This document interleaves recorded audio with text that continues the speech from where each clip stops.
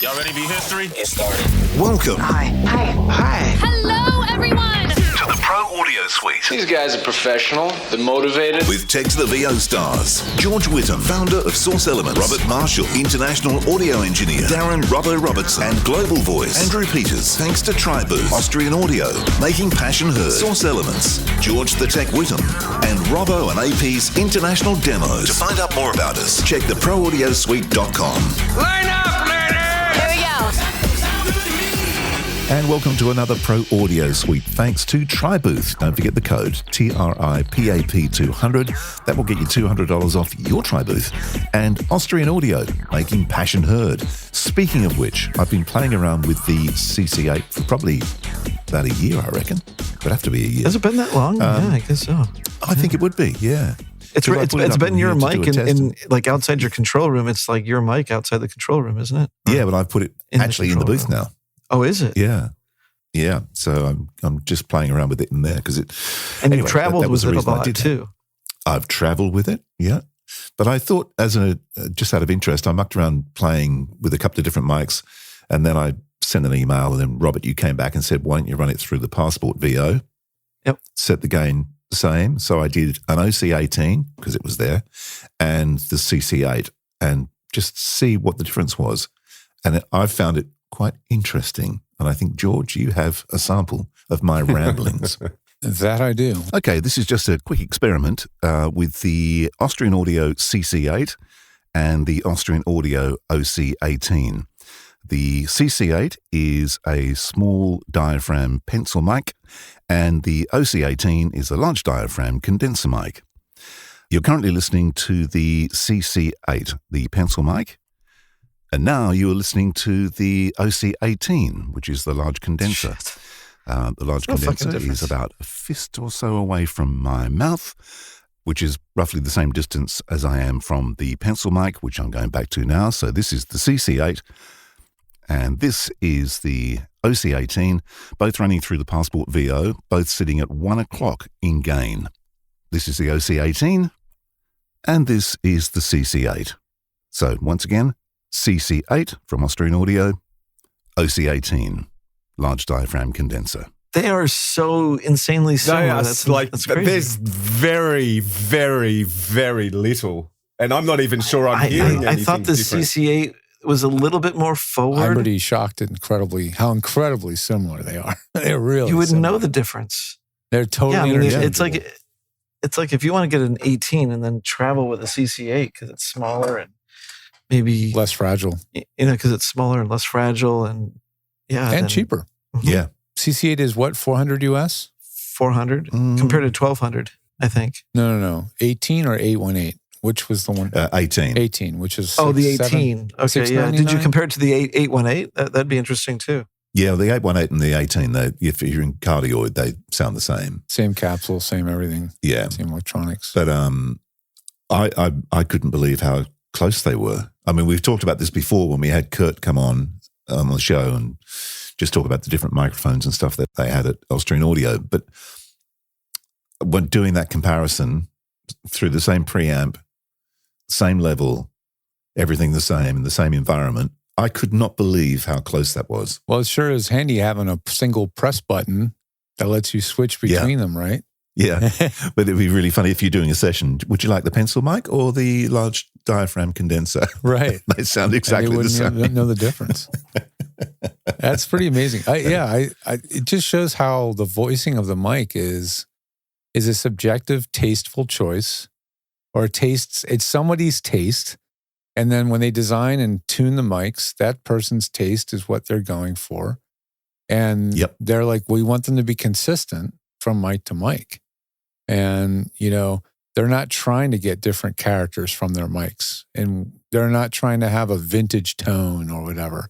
Doesn't mean they may not someday come out with something that's voiced differently but the goals of these mics is to achieve their, dare I say, signature sound, right? Yeah, it was interesting doing some reading yesterday because I just had a look at a couple of articles. One was Sound on Sound when the CC8 came out and they were reviewing it. And the guy who was doing the review also dragged out a couple of 451s that he had. Classic pencil mics that we've used over the last 30, 40 years. And he also had the Neumann, which is it a KM84? Is that I right? believe so. Well, the KM84 is the original one, which is a little bit noisier, but everyone likes it because it's a little bit smoother on the top. And the KM184 is the newer one that's got a little bit more top end, but quieter.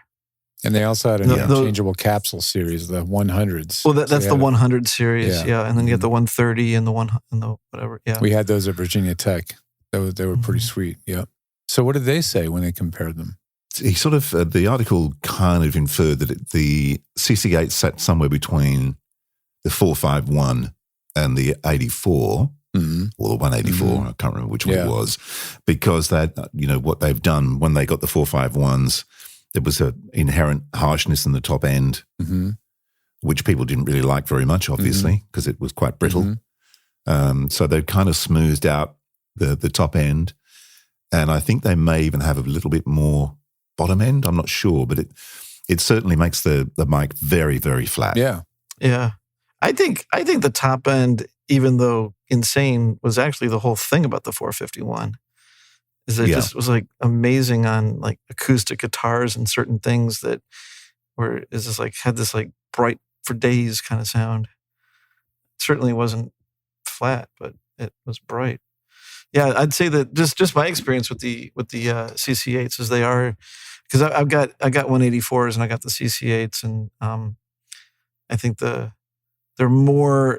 think they're definitely, strangely enough, I believe they're more like the 184s than they are like the 451s. And I think it's because they ironed the whole thing out. And also the other thing we always talk about is like EQing on the way in as opposed to EQing in post. Mhm. Yeah.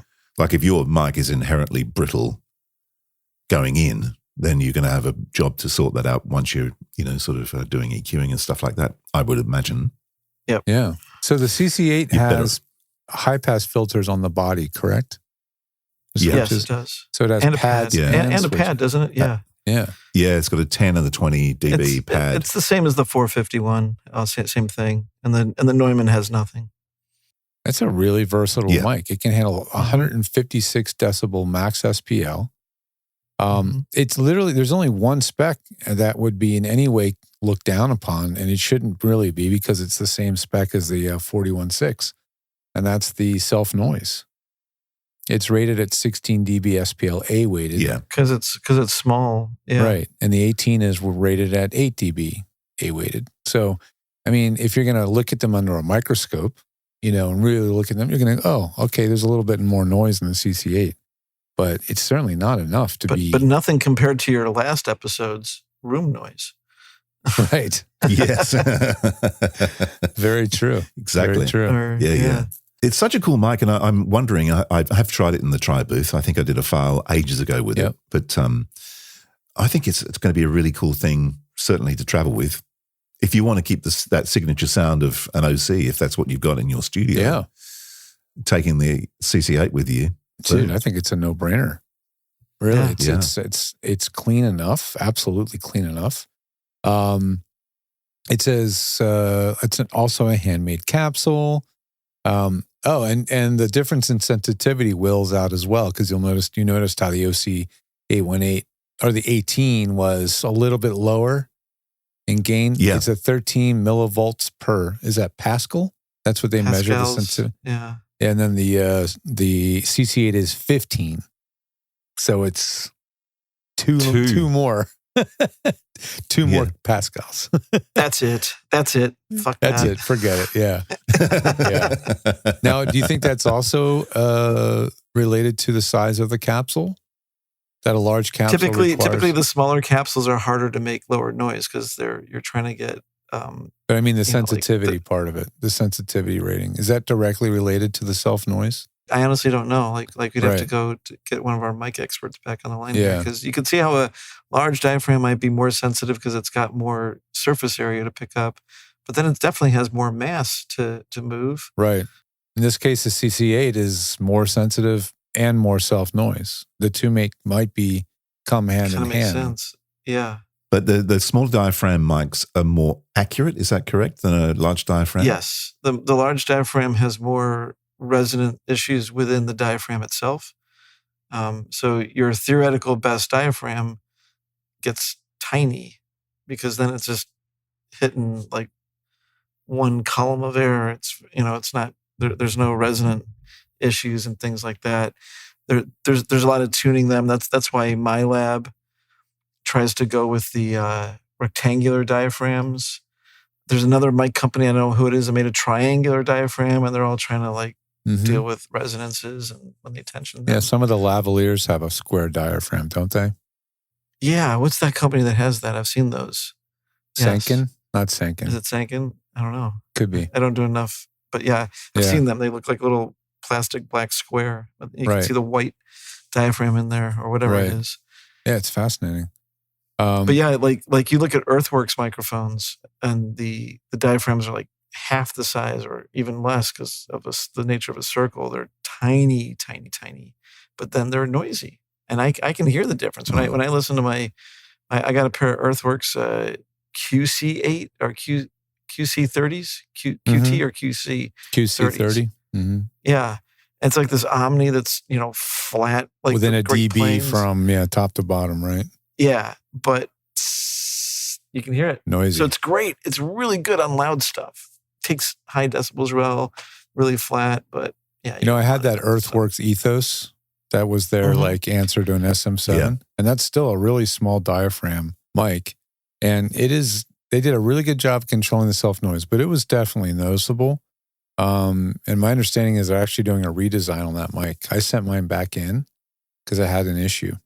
And so they're doing some rework on it. But yeah, that's a really difficult thing to get is get that quiet. It takes a tremendous amount of refinement, I guess, in the electronics. I will have no problem recommending CC8s. If someone's like thinking of, because a lot of people have been liking the really inexpensive Audio-Technica 875R. And for just a little more than twice the price of that, this CC8 seems like a really good choice. And the thing is, a lot of people will bring a shotgun mic on the road because they think it will inherently pick up less ambient noise, but that's not always really the case with a shotgun. It won't pick up less ambient noise, but it might pick up less room reflections because it's going to pick up less reflections. Point it where you want. Ambient noise tends to be, not totally, but it's a little bit more omnidirectional in the room. Obviously, if you point it right at the air conditioner or whatever, you're going to get if you have a humming refrigerator, goes everywhere. It doesn't matter where you point the shotgun mic. It's everywhere. It's still going to hear the rumble. It's there going to. So it doesn't matter at the end of the day. And the other thing people have to remember is get close to your mic. You have the proximity effect to counteract maybe, but you get close to that mic. There's your signal, your mouth to the noise, everything else. You get close to the mic, you're going to improve that ratio. Yeah. So that's a really, really cheap way to counteract noisier environments and less than ideal acoustics. It just means that you as a voice actor have to be much more controlled. You have to be much more disciplined about the placement. As you get closer, obviously, movements in your face and your mouth all are more audible. So everything is a trade-off. Farther means more natural, but more noise. Or farther also means less. You can be a little more lazy in your placement. You can move around more, but you get closer. And to explain why, if you're really close and you move an inch, that inch that you move sideways as a relation to the inch that you're away from the microphone is a 1-to-1 relationship. Right. Whereas if you're, if you're 2 feet away or a foot away and you move an inch, now that inch is only 1 foot or 1 inch compared to 12 inches relationship. It's like a triangle, a long skinny It's less triangle. of a difference. Right. It's less of a difference in placement. The other thing to consider as well when people travel and they take a shotgun, as opposed to a pencil, the pencil has the diaphragm right on the end of the mic, where the shotgun is halfway down the tube. Right. Halfway, it's all the way at the bottom of the tube. It's like probably the end of the slots. Yeah, it's at the end of the slots. So if you're talking about getting close proximity to try and counteract the noise of the room, it's more difficult with a shotgun because you can't get that close to the capsule. It's tricky. And if you do, you're on the side of it, and then you'll sound like poop. Well, when I was a sound mixer, I remember the only location sound mic I had for a while was a shotgun mic, and I started learning that you don't always use a shotgun mic on a boom because if the ceiling is too low, you're getting the reflection off the ceiling, off the back of the mic, and then it actually picks up more room. And I was like, what? Mind blown, I don't get it. And then I would start seeing that they would have a hypercardioid, super, or even a cardioid mic, a much smaller mic on the end of the boom when they were doing interiors, And the other reason they would use those mics is you could afford to be a little less accurate with your aim. If you're on a shotgun, you got to be dead. You got to be really dead on your placement. Follow the script and hit every low spot, or they just sound off mic, And then the other reason for the short shotguns is they don't get into the shot. Like a really long shotgun, sometimes you can't, you go up to the ceiling, you hit it, and you go too low, and you're in the shot, so you need a shorter mic. But they used to use figure eights. If you think about it, like figure eight rejects a lot on the side, and it's all about the energy. As you squeeze it in one direction, think of it like a balloon. If you squeeze it in one place, where's that energy going to go? It's going to pop out the back. And that's that kind of lobe that you're seeing with the hypercardioids and the figure eight. That's what they're using before they came out with a good shotgun mic design. What was that shotgun we looked at a couple of years ago? Remember, it was like a super shotgun. It was location mic thing. I can't remember. Did it have multiple barrels? Yeah, it had multiple barrels or something. Do you remember that? What was that? Oh, wait a minute. Was that the one that, no. Wait, was it an array mic that had like a ton of capsules in it? I don't remember. It had an Ethernet jack on the back? It was the DSP mic. Maybe. Yeah, it was the guys, they were from New Zealand or something. Yeah, the guys from New Zealand. I haven't heard anything of it in the last year. It was really expensive. I think it was like $4,000. Yeah, it was ridiculously expensive. Yeah. I was just trying to think. I can't find it now. So the name's not ringing a bell. Either it didn't go to market or it's just, such a rarefied air that people would. Well, there you go. The market for it is small. Sheps have a super CMIT digital shotgun microphone. There you go. It's like $3,000, right? Yeah. It's blue too. It's very sexy. Isn't that the one that has, don't they have one that goes from a blue to a gray fade? It has like this one's sort of like an ice blue sort of color. Sheps has the blue one, yeah. It's very nice. It's so you can, feel extra important as a sound mixer on set. Yeah, pull out your blue Sheps. Check this one out. Yeah, because everyone knows. Exactly. That's right. It's so funny that like a 41.6, which is such a go-to microphone, is actually in the world of location sound is like, that's the Honda Civic. Yeah, it is. It's the Civic. Basic. Not the basic. I know. It's But it's old trusty though. That's the thing. Yeah. You know what you're going to get. Other ones that we think of are like the Hyundais and the Kias. Yeah. Right. You pull it out of the bag and you know what you're going to get. That's the nice thing. I mean, and then you pull out the Sheps and pull out the Merc. There you go. That's right. Yeah. They're going to keep those things around, for a long time. But you'll go to, that's what's kind of fun about going to used gear stores in Hollywood, like Location Sound. They'll have like a case full of 41.6s, and they've all just, fallen off the bottom of the rack. Like these guys, they keep upgrading, right? So now their spare mic is now the low end Sheps. I've got to buy a new 416. My poor old girl has finally bitten the dust. Is that right? Where the connection, the XLR connection's gone all crackly and all that sort of stuff. Did you tighten the screw on it yet? Yeah, I've tried all that, and it's out of serviceability. When you ring them up and you go, "Can I send you this?" and they say, "Can you give me that number on the bottom?" Yeah, blah blah, and they sort of go, "Yeah, it's too old." It's like, oh, really? I'd like to find a 41.6 that is old enough to have like the flat side instead of the fully round one. Yeah. Well, I'm talking about. Mine would be 25 years old, 2000. Look at an MKH20. Look at the back of an MKH20, and it's got like the back of it is like a rectangle. Oh, interesting. And I think that there are 41.6s out there that are the same. If you get the right old vintage of 41.6. That's weird. I believe. MKH20 is one of their mics? Oh, I used one at school. That's another one. It's a cardioid. Yeah. Flat. It's like, Jesus, it looks like a scientific instrument. It's really expensive and you can't find them anymore. But it's in the MKH series and it's just like a cardioid. It'd be used in the same situation as a KM 180 fours it's I think crazy how flat they still make an AK. They still have that series. The 20, 30, 40, 50. The MKH20? Yeah, they're expensive though. Yeah. We had Don a lot more than for a while. Yeah, they make it bi-directional. I mean, think about it. 41.6 is $800, right? An MKH20, an MKH20 is how much? Like, it's a lot more, I think. MKH50. I can't find them. I find MKH50. Can I find an MKH20? I don't know. Photo. But the 80 series seems to have taken over now. That's the latest tech from them. The 80, 40, 80, 50, 80, 60. Yeah, the MKH20 says no longer available. The site address 80 series, was it the 8080 or the 80? The MKH 8040 is $1,500. There's one they have that's like $3,000. That's like full multi-pattern. Yeah, that one's crazy. That's the 8080, I think. But the 8040 is their little pencil mic. It's really little, actually. It's super tiny. But, I mean, is that 5 times more better than a CC or 4 times better than a CC8? No, you know how it goes. It's always like diminishing returns. Like, yeah, exactly.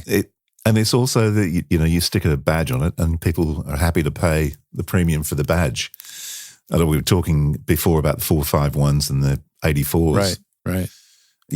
I think you can get about at least 10 451s for one 84. Oh, the 84s are insane. People want like $5,000 for a pair of 84s, and you can get a pair of 184s for $1,500. It's crazy. And it's like, and I've seen people do shootouts. It's like, yep, there's a little bit more noise. Yes, it's a little bit smoother. And you're going to pay $3,000 more for that? Like, that's what EQs are for. Right. That's, exactly. That's what a little bit of placement tweak is. And also, honestly, it's like sometimes that extra little high end is nice. Mm-hmm. Yeah. I just realized they still make, speaking of weird Sennheisers, that flat sides, they still make the 441. Oh, really? Yeah, I didn't know that. Oh, they still make a and they came out with a new 421. The 441U, dynamic super cardioid. This is a $1,200 dynamic microphone. Mm-hmm. What? Oh yeah, it's the David Bowie mic. Is it? Is that what he liked a lot? You'd see, like, in the Ziggy Stardust days, I think you'd see David Bowie singing onto a 441. And I think also Deborah Harry, Blondie, is that right? Yeah. Video. And I think also Stevie Nicks in that thing she does with Tom Petty, I believe. Stop Dragging My Heart Around. I think that might be too. Jeez, it's got EQ switches, 5-position low frequency roll off. I've used them. They're really nice, but they're a hypercardioid, so they have less use. It's one of the unique hypercardioid dynamics. That's a rare breed. For sure. Hypercardioid they call it a super. I never really know what the exact differentiation is between hyper and super, but tighter pattern, bigger lobe in the back. Is super more than hyper? Well, no, super is about 110 degrees, and I think hyper is about 105 degrees. Oh, I think that's how it subtly works. Different. I think that's roughly. Someone's going to obviously send us an email saying you're an idiot. But, you know who you are. You're listening to us right now. Yeah, yeah. But if I got it right, then I'm all of a sudden a genius, which I'm happy with too. Talking about the cost of mics, though, the CC8 is half the cost of an OC18. Right. Wow. Yeah. Oh, yes, it is. It's right. And it's remarkably good. I mean, but to be fair, you don't get all the bells and whistles that come with an OC18, I suppose. Like, you get most of them. Yeah. Well, an OC18 is cardioid only, right? Yeah. Oh, is it? Yeah. So it's the same. High pass. 18 versus the 818. How much is the CC8 versus the 818? That's not like a quarter of the price. Yeah, or not quite a third. Yeah, but I mean that's pretty obvious though. You've got no polar design here. You've got all the other stuff as well and all that sort of shit. Right. So that would make sense. But the OC18, I'm surprised it's only got the one polar pattern. Is that right? I didn't know that. Mm-hmm. Yeah, the 18 is a super. Huh. It'd be interesting. No, the 18 is a cardioid, not a super. Sorry, cardioid. Yes. Yeah. Correct. I got the 16. I dragged the 16 out the other day. It's like, wow, it hurt my ears. It's so bright. Wow. Noticeably brighter. Yeah. Huh? It's a little bit more crispy. Wait, the 16, the headphones? No, the OC16. No, it's OC16. It's their entry level large diaphragm. That's the not handmade in Austria. It's capsule, the Chinese capsule. I large believe. diaphragm. Well, the capsules are made in Austria, but the electronics, they're assembled in China. I see. Oh, so the capsule is also? Capsule's the same, Oh. but it's the electronics, yeah. So there it that's a is. lot brighter than the 18. Yeah, it is. It's got a bit of a crispy top end, that's for sure. It's almost, I wouldn't even say 4160. I kind of think it's even toppier than that. Would you think, George? I feel like it is. I thought I had one. I can't feel like remember at now. some Maybe point I we have had got a one somewhere. actually, I have a wave file here. It's called OC18 18 818. Oh, there you It's go. from You got December one of of each. 2012. I remember we did an episode where we shot all those out. December 2012. I was going to say, that's a... Wow. That's a long time. Holy shit, really? That's a long time ago. I was a lot older then. Yes. And Maybe it's supposed to be 2022, 2022. I would have thought. And I've Yeah. actually I'm put the sorry. wrong Did I say date on it. 2012? You did say 2012. my brain is I'm thinking we scrambled didn't today, even have a guys. show then. We didn't have the right. internet back then. 2022. Yeah, I'd be interested to hear that. I don't have these marked. They just say marker. I don't have them labeled. Yeah. So I'll play them through. You guys can hear them real quick in context. Actually, here's even better. I'm going to grab when you use the. Let's see here. This is the. And the Austrian Audio OC18. So this whole beginning part's the 18. I'm sorry. That's the CC8. Then you go to the 18, right? So here's that. Okay, this is just a quick experiment with the Austrian Audio CC8 and the Austrian Audio OC18. The CC8 is a small diaphragm pencil mic, and the OC18 is a large diaphragm condenser mic. This is the OC16 running through the Grace M101. Now you can hear the top end lift. Yeah. It's quite significant. Mm. This is the OC18 running through the Grace M101. This is the OC818 running through the Grace M101. Interesting. So, yeah, the 16. Now you get to really hear the 16 in context. This is the OC16 running through the Grace M101. S's go crazy. Yeah, you'd have to smooth out the up. This and is the top end. Shep's. Yeah. How does it compare? This is the Shep's airline pilot microphone. Yeah. Yeah, For your exactly. favorite airline. You ever trying to figure out what to get your favorite airline pilot? They have everything. Get on this headset. They'd be like, what do I do with this? This is the Shep's ice pick and microphone. There you have it. So other hypercardioid dynamics. The Shure Beta 57A. Ah, the 57A. That's a mic I don't Beta know. Beta 57A. Beta Yeah, 57A. the betas were hypercardioid. They instead did of they normal. beta 58 too, didn't they? Yes, they did, and that's also hyper. But it's also Yep. dynamic, right? Yeah. Those are both dynamic. Yep. And The Beta 87 being condenser. oh, right, that's the condenser. What a weird naming convention. Why do they have to call it an 87?